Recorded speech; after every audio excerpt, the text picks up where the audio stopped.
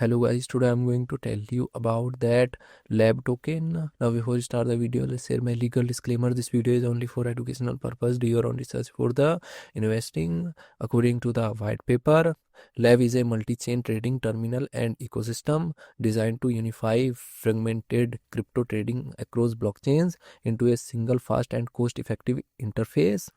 Unified multi-chain trading, it consolidates trading across networks like Solana and Ethereum into one terminal to simplify a complex process. AI-powered execution and low fees. The platform uses custom algorithms and AI research engine, charging a 0.5% fee, half the typical rate. Community and token utility. It integrates social features and uses its lab token for governance, rewards, and ecosystem participation. Lab token total supply is 1 billion and circulating supply is around 230.4 million LAB token. Lab token is listed on Binance Alpha, Bitcat, KuCoin and other exchanges.